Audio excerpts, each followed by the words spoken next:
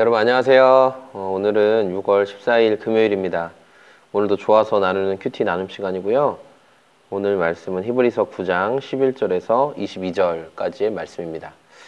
오늘 말씀에는 히브리서에서 계속 이렇게 설명하고 있는 내용, 그러니까 히브리서에서 계속 설명하고 있는 내용은 다른 게 아니라 예수님은 어떤 분이신가, 예수님은 얼마나 뛰어나신 분이신가에 대한 내용을 히브리서는 이제 계속 설명하고 있어요. 그래서 예수님은 천사보다 뛰어나신 분이다, 뭐보다 뛰어나신 분이다, 이렇게 쭉 얘기하는데, 오늘은 예수님의 예수님의 피가 얼마나 뛰어난 것인가 라는 내용을 말씀하고 있는 거예요. 우리가 예수님의 피를 그냥 예수의 피 이렇게 말하지 않고 보혈이라고 하죠. 예수님의 피를 보혈이라고 합니다. 그래서 예수님의 보혈을 찬양하는 노래가 아주 많아요. 그렇죠? 대표적으로 주의 보혈 능력이 또다, 주의 피 믿으오, 주의 보혈, 이런 거.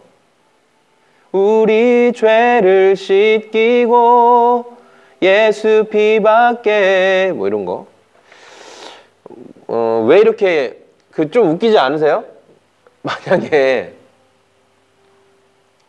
제가 피를 흘렸다고 해볼게요. 제가 이렇게 해서 피를 흘렸어요. 그러면은 저의 피를 노래하고 저의 피에 대해서 얘기하면 좀 이상하게 생각하지 않을까요? 사람들이 누군가 피를 흘리고 있는데 그걸 보고 그걸 찬양하고 그걸 높이고 그 피가 귀하다고 하고 그러면 그 정신 나간 거예요. 그렇죠? 받아들이기 어려운 말일 거예요. 근데 왜 예수님의 예수님의 그 피를 그냥 또 예수님의 피라고도 안 하고 보석 같은 피, 그걸 보혈이라고 하거든요. 보배로운 피, 보석과 같은. 왜 그럴까? 왜냐하면 우리가 하나님 앞에 나아갈 때는 피가 필요했어요. 피가 필요하다는 건 생명을 잡아서 드리는 죽음이라는 과정이 필요했는데, 그 과정을 위해서 짐승들이 죽었어요. 여기 13절에 염소나 황소나 암송아지, 이런 짐승들이 잡아 죽어서 그 피를 제단에 뿌리고 그러면서 하나님 앞에 나아갔어요. 하나님이 그 피가 뿌려질 때 이 죄에 대해서 용서해 주셨어요. 네. 그런데 짐승을 잡아 드리는 이 제사는요, 한계가 있고 또 다시 해야 되고, 그 시간이 있고, 그러니까 아주 제한적이었어요.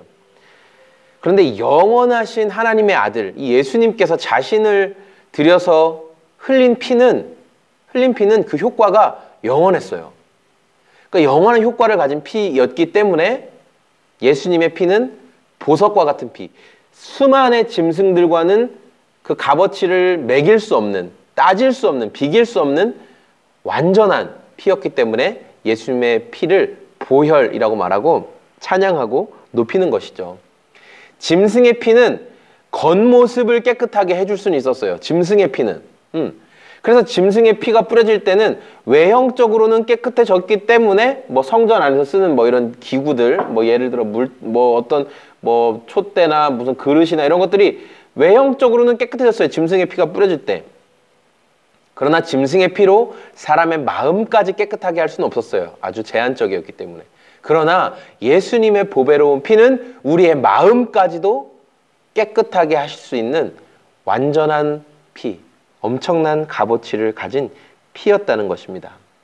그래서 우리는 왜 인생에서 예수님을 찬양해야 되냐? 왜 예수님을 높여야 되냐?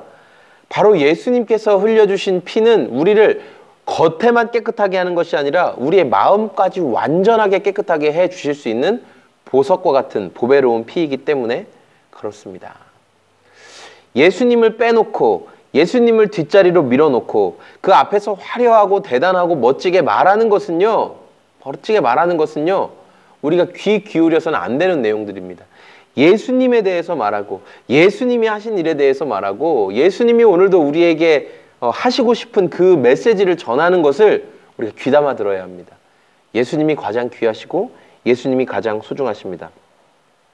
영원하고 완전한 나의 겉모습뿐만 아니라 나의 내면까지 깨끗하게 하시는 예수님의 보혈을 오늘도 의지하며 살아갈 수 있는 저와 우리 모든 큐티 나눔을 듣는 예수님의 사람들, 그리스도인들이 다 되었으면 좋겠습니다.